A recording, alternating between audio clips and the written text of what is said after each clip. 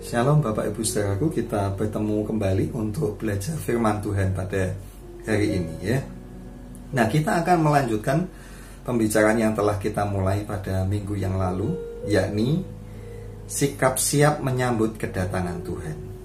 Nah, bagi Anda yang baru saja bergabung pada hari ini, Anda dapat menyimak hal itu pada video sebelumnya. Nanti pada bagian akhir video ini Anda akan melihat tautan yang dapat Anda klik untuk menyaksikan video yang saya maksud. Saudaraku, saya sebagai pastor, sebagai gembala merasa perlu untuk membicarakan hal ini dengan Anda, ya, supaya Anda tidak merasa gelisah atau bingung apabila mendengar atau menyaksikan banyak khotbah yang mengkaitkan peristiwa atau kejadian hari-hari ini dengan kabar kedatangan Tuhan. Ya, semestinya kabar kedatangan Tuhan tidak menjadikan kita gelisah, tapi menjadikan kita bersukacita, bergembira, ya. Nah, kegelisahan yang seperti itu pernah terjadi dengan jemaat di Tesalonika. Itu sebabnya Paulus menulis surat yang kedua, ya, surat 2 Tesalonika. Nah, ini yang akan kita mau dalami, ya, surat 2 Tesalonika dan juga 1 Tesalonika, ya. Pembicaraan kita ini berawal dari soal kegelisahan tentang kedatangan Tuhan, ya, yang sama pernah terjadi dengan jemaat Tesalonika. Itu terjadi kenapa, saudara? Karena jemaat Tesalonika kurang mendapatkan keterangan yang lengkap dari Paulus tentang kedatangan Tuhan. Dan pada waktu itu terjadi kesimpang siuran, ya. Ada macam-macam kabar yang mereka dengar yang mengatakan bahwa seolah-olah Tuhan akan datang pada tanggal sekian. Dan konon kabar-kabar itu dikatakan berasal dari ilham roh. Ada juga yang mengatakan ini adalah surat yang disampaikan atau ditulis oleh Rasul Paulus. Dan itu sampai kepada Paulus. Paulus sebagai orang yang namanya dicatut, dia merasa perlu memberikan klarifikasi dan memberikan penjelasan yang benar. Nah, untuk lebih jelasnya mari kita belajar bersama-sama, ya. Kita akan mulai dengan latar belakang surat 1 Tesalonika atau surat yang pertama. Pada video sebelumnya saya telah menyampaikan latar belakang dari surat 2 Tesalonika atau surat yang kedua.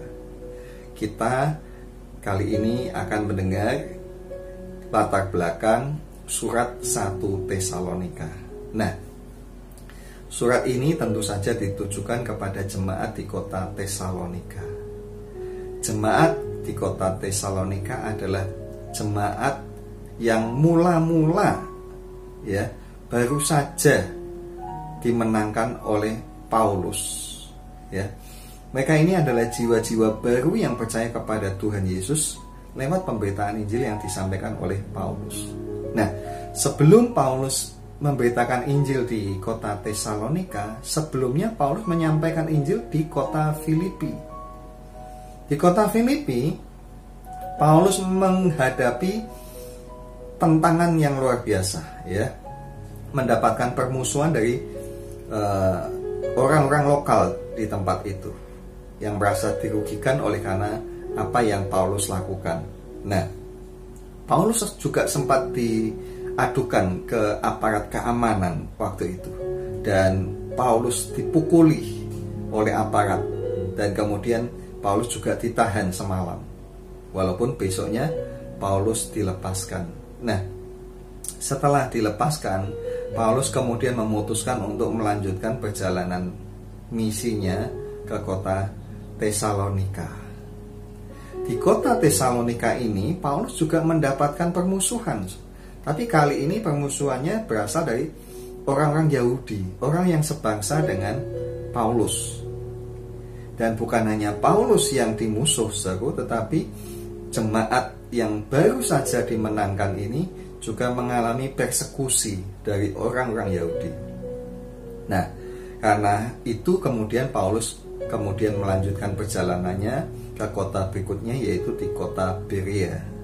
Semuanya ini dapat Anda baca di dalam Kisah Rasul. Saudaraku, karena tidak lama Paulus berada di kota Tesalonika, maka tidak banyak hal yang Paulus sempat ajarkan kepada jemaat di kota itu.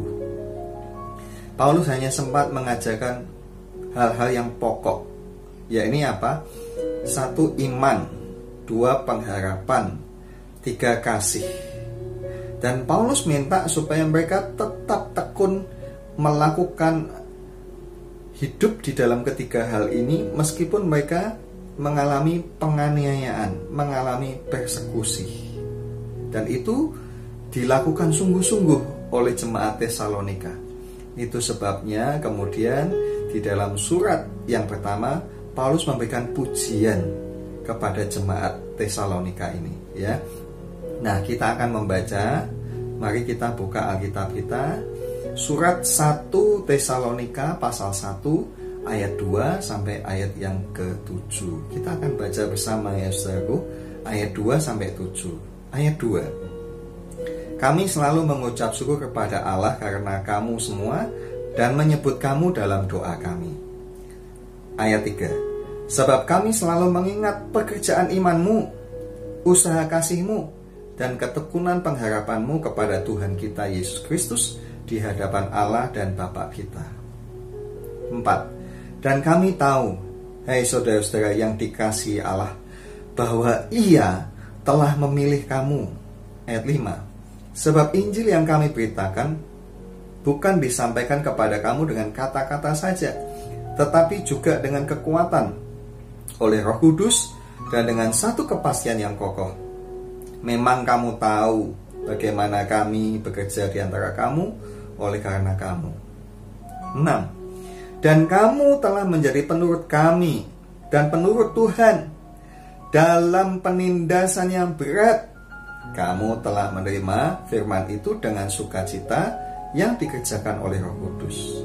7. Sehingga kamu telah menjadi teladan untuk semua orang yang percaya di wilayah Makedonia dan Akaya.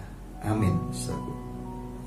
Jadi ingat ya saudaraku, saya ulangi, jemaat Tesalonika adalah jemaat yang baru saja dimenangkan oleh Paulus. Kepada mereka tidak banyak diajarkan hal-hal pengajaran-pengajaran Kristen, kecuali 3 hal tadi, yakni iman, pengharapan, dan kasih. Dan Paulus minta supaya mereka tetap tekun melakukan ketiga hal itu meskipun mereka mengalami penindasan. Paulus tidak sempat mengajarkan macam-macam doktrin kepada mereka, tidak seperti kepada jemaat di kota Roma ataupun jemaat di kota Korintus, ya. Dan kita dapat membaca itu ya di dalam surat Roma dan juga dalam surat Korintus, banyak sekali ajaran-ajaran yang Paulus sampaikan kepada mereka. Nah, namun demikian kepada jemaat Tesalonika, Paulus mengajarkan tentang kedatangan Tuhan. Dan apa itu kedatangan Tuhan? Apa yang akan terjadi apabila Tuhan datang? Ya, itu Paulus sampaikan, Paulus tuliskan dalam surat yang pertama.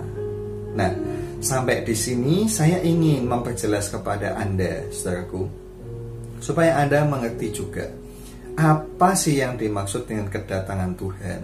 Seperti yang Paulus tulis di dalam surat 1 Tesalonika yang tadi kita bicarakan latar belakangnya, ya. Nah, nanti soal kedatangan Tuhan Anda dapat baca di dalam 1 Tesalonika pasal yang keempat, ya. Saudaraku, kedatangan Tuhan yang dimaksud dalam surat Tesalonika ini adalah kedatangan Tuhan nanti terjadi, Tuhan datang di angkasa, atau terjemahan lain menyebutnya di udara. Ada juga terjemahan menulisnya di awan-awan. Tujuan kedatangan Tuhan di angkasa atau di udara atau di awan-awan ini tujuannya satu, yaitu menjemput gereja Tuhan. Yaitu gereja Tuhan yang dimaksud apa? Bukan gedung, tetapi gereja Tuhan adalah orang-orang yang percaya kepada Yesus. Yesus yang adalah Kristus dan Juru Selamat kita. Nah, siapa yang dijemput? Orang percaya. Bukan hanya yang hidup, tetapi juga orang-orang yang percaya yang sudah mati. Nanti akan ada kebangkitan orang percaya, ya, yang sudah mati, mereka akan dibangkitkan. Dan setelah itu orang percaya yang masih hidup akan diangkat bertemu Tuhan di angkasa atau di udara atau di awan-awan. Nah, kedatangan Tuhan menjemput gerejanya ini diibaratkan seperti mempelai laki-laki menjemput mempelai perempuan. Saudaraku, kenapa Tuhan memberikan ibarat mempelai laki-laki menjemput mempelai perempuan? Sebab Tuhan punya maksud supaya kita mengetahui bahwa Tuhan itu amat sangat mengasihi gerejanya, ya. Oleh karena itu, saudaraku, kita ini harus benar-benar menjadi gereja Tuhan, ya. Apa itu gereja Tuhan? Sekali lagi, bukan bangunan gedung, ya, tetapi gereja Tuhan adalah orang-orang yang percaya kepada Yesus Kristus yang dipanggil keluar untuk meninggalkan cara hidup dunia ini. Dan kita harus menjadi gereja yang betul-betul mengikuti jalannya Tuhan, sehingga kita betul-betul juga menjadi jemaat Tuhan yang dikasihi, pribadi-pribadi yang sangat disayang oleh Tuhan, seperti mempelai laki-laki mengasihi mempelai perempuan. Nah, saudaraku, apa yang menggelisahkan jemaat Tesalonika adalah kedatangan Tuhan di awan-awan ini, yang konon katanya akan terjadi dalam waktu dekat pada zaman itu, ya. Sehingga, saudaraku, sebagian daripada orang Tesalonika menjadi bingung, menjadi gelisah, dan sebagian lagi mereka kemudian berpikir bahwa kalau memang Tuhan mau datang, ya sudah, kita tunggu saja. Dan kemudian mereka berpikir, ya, kalau Tuhan mau datang, ya sudah, kita tidak usah kerja. Buat apa kerja? Sebentar lagi Tuhan datang kok, ya. Nah, ini yang membuat kemudian Paulus menuliskan surat yang kedua, ya. Nah, saudaraku, ini bagian yang penting untuk kita simak baik-baik, bahkan penting untuk kita catat. Di dalam surat yang kedua, Paulus menyebutkan ada dua macam kedatangan Tuhan. Saya ulangi, ya. Di dalam surat Tesalonika yang kedua, Paulus menyebutkan ada dua macam kedatangan Tuhan. Dan dua kedatangan Tuhan ini ditulis dengan dua kata yang beda. Saudaraku, kata apa saja? Yang pertama, kata yang Paulus pakai adalah kata parousia, ya. Kata parousia ini dipakai Paulus untuk menyatakan kedatangan Tuhan di awan-awan atau di angkasa atau di udara tadi, yang tujuannya sekali lagi menjemput gereja Tuhan. Nah, kata inilah yang banyak dipakai Paulus di dalam surat yang pertama. Jadi semua kata kedatangan Tuhan di dalam surat 1 Tesalonika semua memakai kata parousia ini, ya. Nah, kata ini juga dipakai Paulus kemudian di dalam surat yang kedua. Untuk apa? Menenangkan kegelisahan dan kebingungan yang dialami oleh orang-orang Tesalonika, ya. Kita akan ulang, ya, surat 2 Tesalonika 2 ayat 1 dan 2. Kita telah baca ini pada minggu yang lalu, ya. Nah, ayat 1, ya, tentang kedatangan Tuhan kita Yesus Kristus dan terhimpunnya kita dengan Dia, kami minta kepadamu saudara-saudara, ya. Jadi ayat ini bilang tentang kedatangan Tuhan kita Yesus Kristus dan terhimpunnya kita dengan Dia, kami minta kepadamu, ya. Nah, kata kedatangan di dalam ayat ini memakai kata parousia, ya, saudaraku. Nah, kemudian ayat 2 Paulus bilang supaya jemaat jangan menjadi gelisah dan bingung, ya, tentang kabar kedatangan Tuhan ini, ya.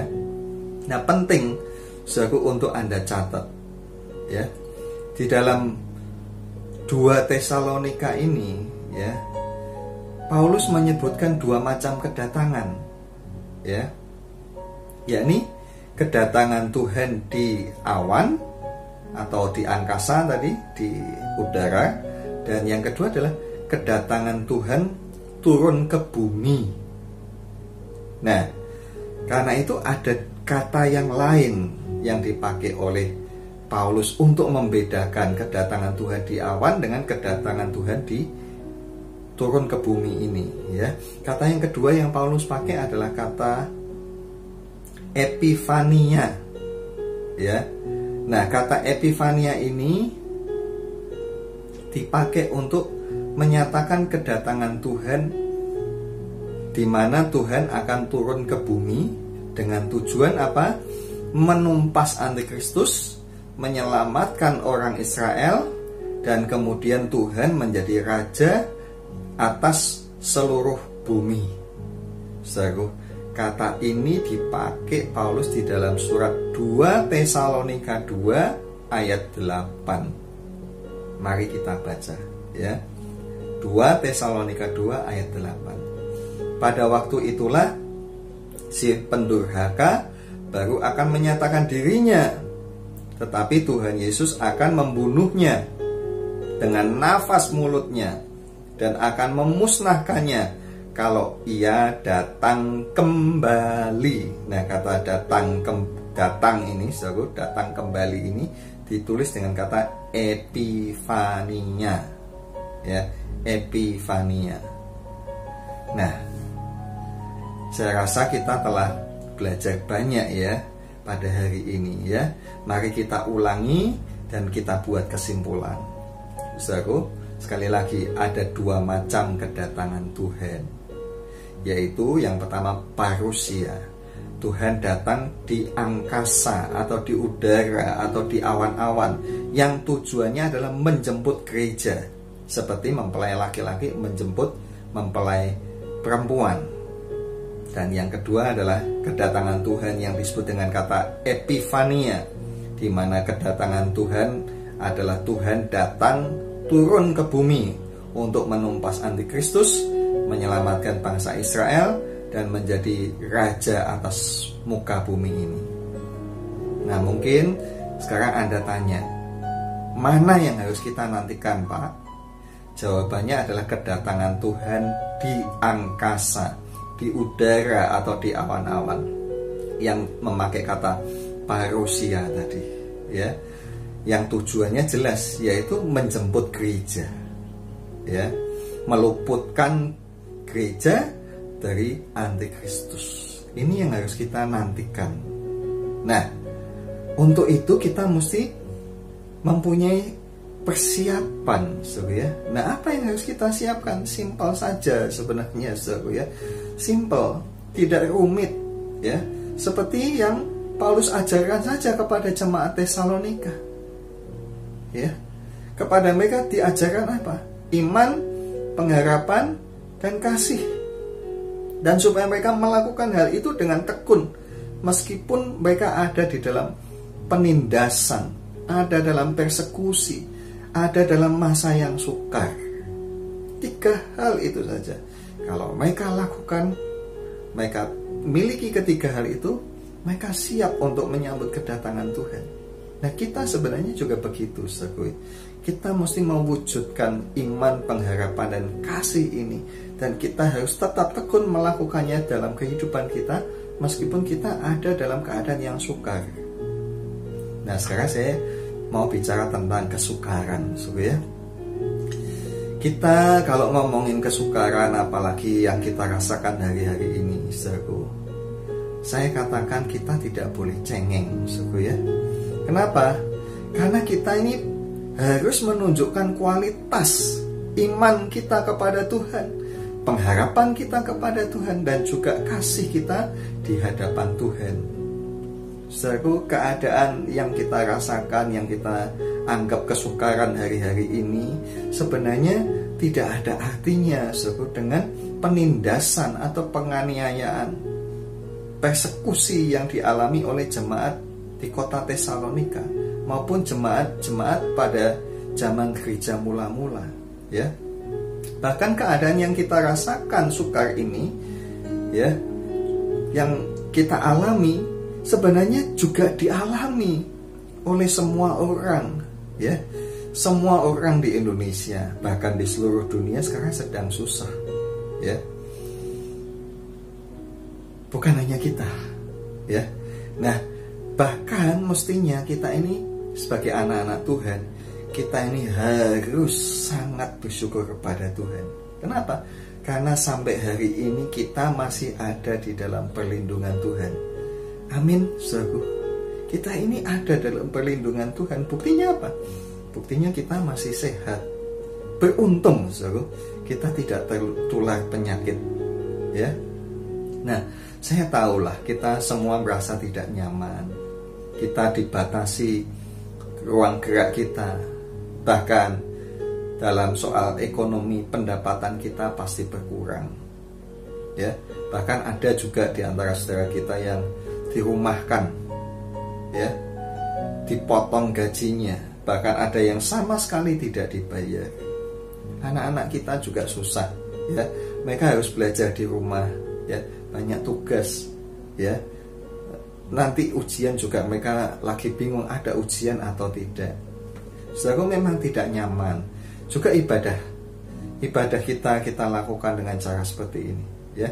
Tetapi ini tidak ada apa-apanya, saudara, dengan penindasan atau penganiayaan yang pernah dialami oleh jemaat di Tesalonika, ya. Nah, minggu depan kita akan bicara lebih lanjut yang kita alami ibadah kita, di mana kita tidak bisa berjumpa. Saya tidak bisa berkumpul dengan Anda juga tidak bisa berkumpul dengan saya. Ini seperti yang juga dialami dengan jemaat Tesalonika. Ada kerinduan di antara mereka. Saya rasa kita juga sama-sama rindu, ya. Saya juga rindu bersekutu dengan Anda, ya. Kita akan bicarakan itu pada minggu depan, ya. Namun pada akhir khotbah ini saya ingin menyerukan, ya, sekali lagi, seru, tetaplah percaya kepada Tuhan. Tetaplah juga berpengharapan kepada Tuhan. Percaya dan berharap. Ini dua hal ini urusan kita dengan Tuhan. Tetapi kita juga mesti menunjukkan kasih. Kasih ini, ya, mesti kita wujudkan dalam hubungan kita, urusan kita dengan sesama kita manusia, ya. Jadi kalau percaya, iman dan pengharapan itu urusan kita dengan Tuhan. Harapan buktinya dengan apa? Dengan kita kasih dengan sesama manusia. Dan kasih itu wujudnya kita perlu membuktikan kepada Tuhan bahwa kita orang yang beriman dan ya.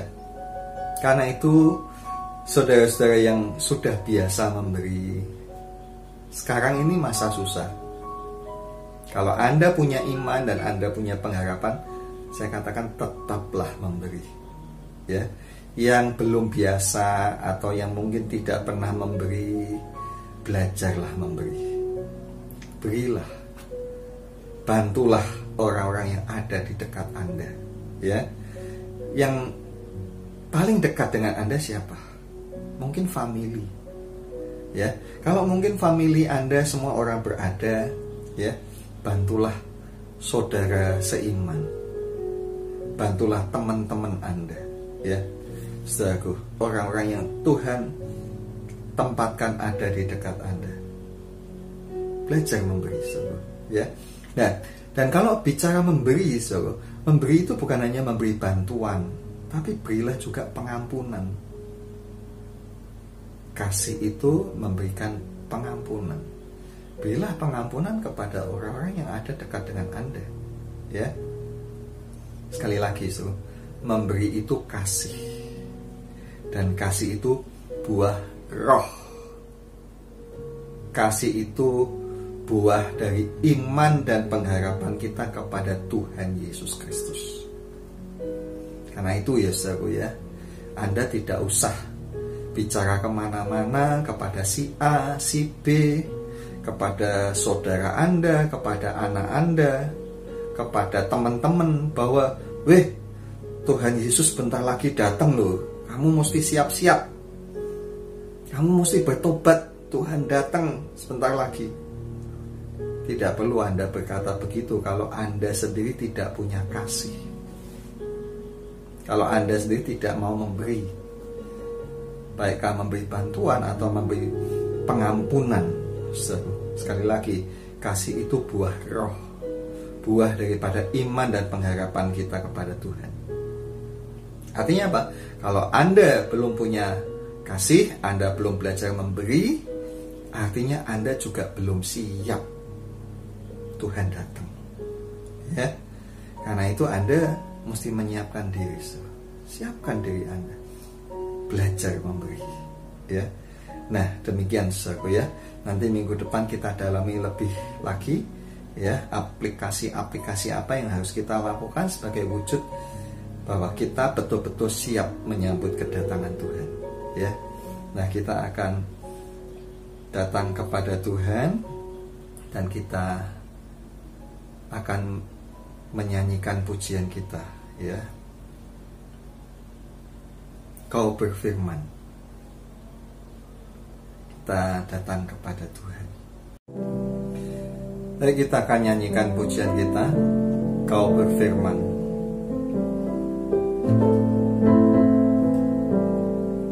Mari kita tundukkan kepala.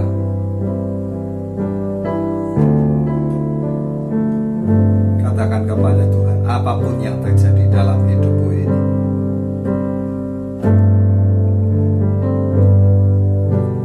apapun yang terjadi dalam hidupku ini, tak pernah ku ragukan kasih-Mu Tuhan. Lewat gunung yang tinggi, dalam lembah yang curam, tak pernah ku ragukan janji-Mu Tuhan.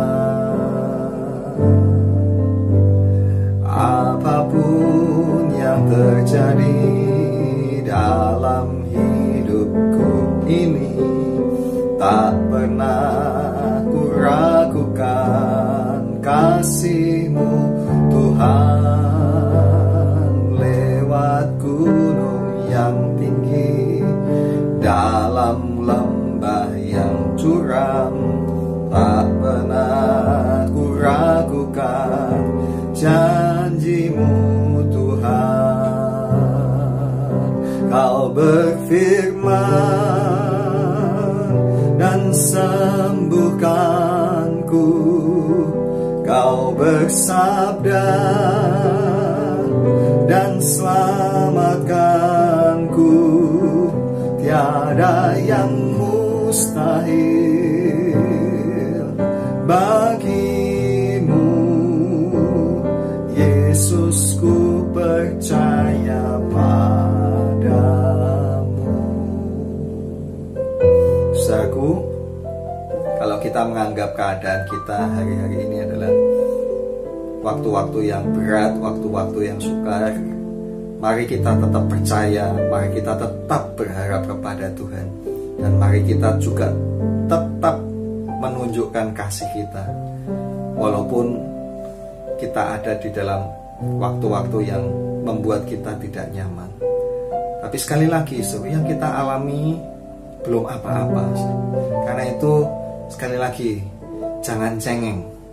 Mari kita tetap percaya kepada Tuhan, mari kita terus berharap kepadanya, dan mari terus kita tunjukkan kasih kita kepada orang-orang yang Tuhan tempatkan di sekeliling kita. Itulah buah daripada iman, buah daripada pengharapan, buah roh kita di hadapan Tuhan. Kalau kita memiliki ini, kita adalah umat yang siap. Sewaktu-waktu Tuhan datang, kita akan ikut bersama dengan Tuhan, naik ke angkasa, bertemu dengan Dia di sana. Apapun yang terjadi, apapun yang terjadi dalam hidupku ini, tak pernah ku ragukan kasih-Mu Tuhan. Lewat gunung yang tinggi, dalam lembah yang curam, Tak pernah ku ragukan janji-Mu Tuhan. Kau berfirman dan sembuhkanku, Kau bersabda dan selamatkanku. Tiada yang mustahil bagi-Mu, Yesus, ku percaya padamu. Kau berfirman dan sembuhkanku, Kau bersabda dan selamatkanku. Tiada yang mustahil bagi-Mu, Yesus, ku percaya padamu.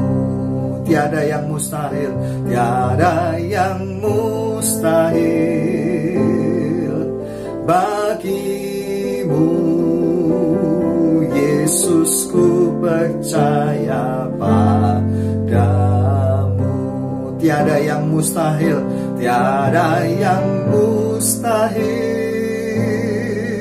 bagi-Mu, Yesus, ku percaya padamu.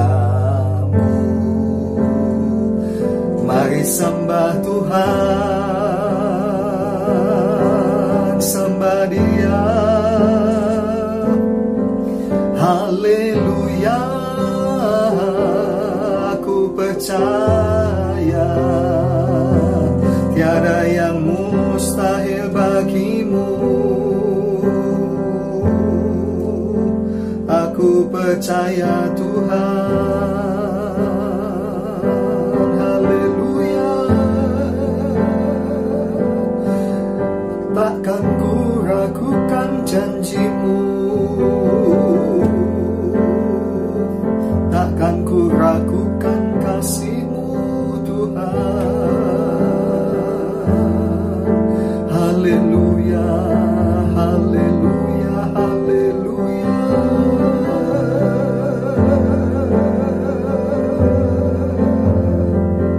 Haleluya.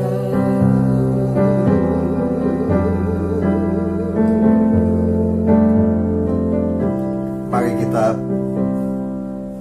belajar untuk tetap percaya dan berharap kepada Tuhan. Tidak ada yang mustahil.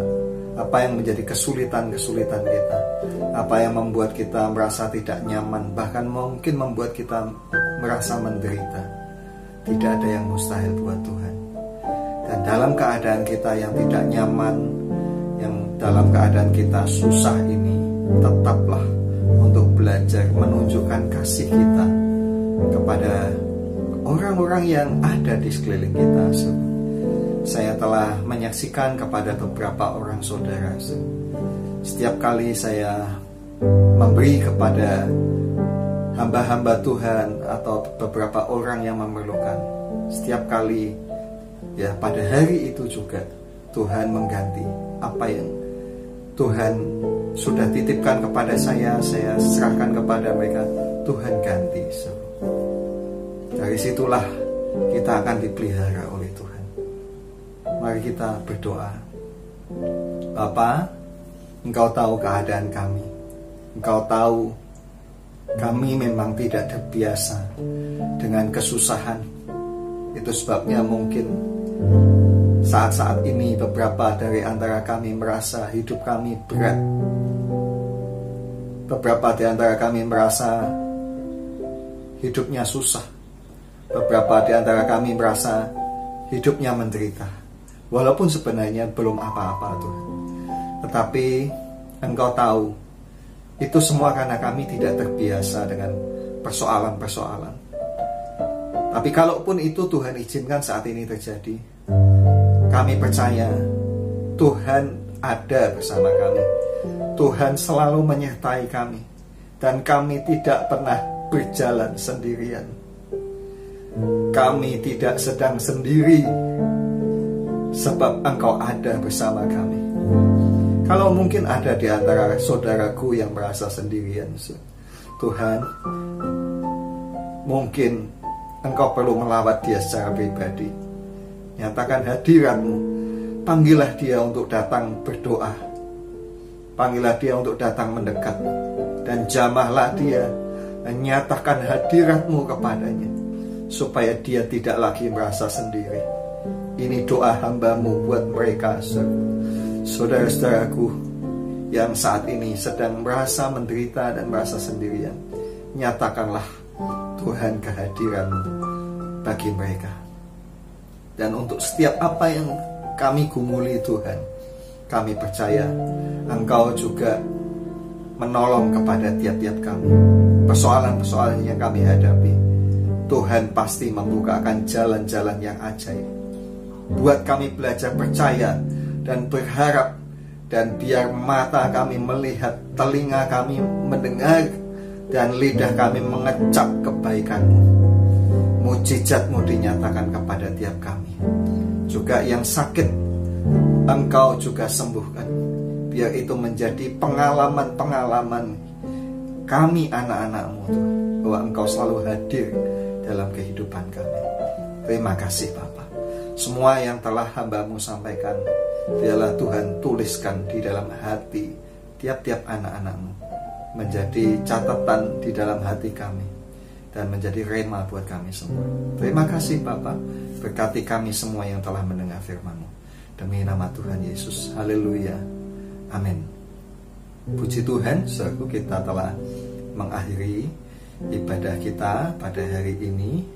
Dan bagi Bapak Ibu Saudara yang akan memberikan persembahan, Bapak Ibu bisa menyalurkannya kepada rekening gereja yang telah disampaikan di WA group kita. Tuhan Yesus memberkati, dan tetap berdoa, tetap ikuti ibadah-ibadah kita melalui online ini ya. Tuhan Yesus memberkati. Kita tadahkan tangan kita di hadapan Tuhan. Bapa, terima kasih buat hari ini kami telah berbakti kepadamu. Terimalah segala persembahan kami Tuhan, hidup kami, pujian kami, waktu kami, semuanya kami persembahkan kepada Tuhan. Dan sekali lagi kami mohon pertolongan-Mu untuk bangsa dan negara kami. Tuhan, kami rindukan bangsa kami boleh segera dibebaskan dari pandemi yang sekarang terjadi. Kami mohon Tuhan, uluran tangan-Mu, campur tangan-Mu menolong kepada pemerintah kami untuk menyelesaikan semua persoalan ini. Kami rindukan Tuhan, kami boleh segera kembali berkumpul bersama-sama di dalam rumah Tuhan, dan memberkati para pemimpin dengan hikmat, kebijaksanaan, kewibawaan, otoritas, dan juga dengan segala daya upaya, segala akal budi untuk menyelesaikan semua persoalan-persoalan ini. Berkati presiden, para menteri, gubernur, wali kota, bupati, dan semua Tuhan gugus tugas yang menangani persoalan ini Tuhan. Juga para relawan, para dokter, perawat, para aparat kepolisian. Tuhan memberkati dan menolong mereka semua. Dan Bapak, tetaplah melindungi, menjagai kami, juga keluarga kami, anak-anak kami yang ada di luar kota, sanak famili kami yang ada di luar kota. Tuhan, kami mohonkan juga berkat dan perlindungan-Mu bagi mereka semua. Terima kasih Bapak. Pada akhirnya Bapak, ulurkanlah tangan-Mu atas kepala kami dan berkatilah kami. Bapak, Ibu, dan saudaraku, sekarang terimalah dari Allah Bapa kita berkat, rahmat, pertolongan, kekuatan, kesehatan, kesembuhan, dan segala apa yang kita perlukan. Bapa, kita memelihara hidup kita, dan biarlah damai sejahtera Tuhan selalu memenuhi hati dan pikiran kita, membuat kita sukacita dan bergembira di hadapan Tuhan. Terima kasih. Tuhan juga memberkati semua apa yang kami kerjakan menjadi berhasil. Demi nama Tuhan Yesus Kristus, kami terima segala berkat-Mu. Haleluya. kita semua mengatakan amin. Puji Tuhan. Terima kasih Yesus. Terima kasih. Terima kasih Yesusku. Terima kasih Yesusku. Puji syukur hanya bagi Tuhanku. Terima kasih Yesusku. Terima kasih Yesusku. Puji syukur hanya bagi Tuhanku. Puji syukur hanya bagi Tuhanku.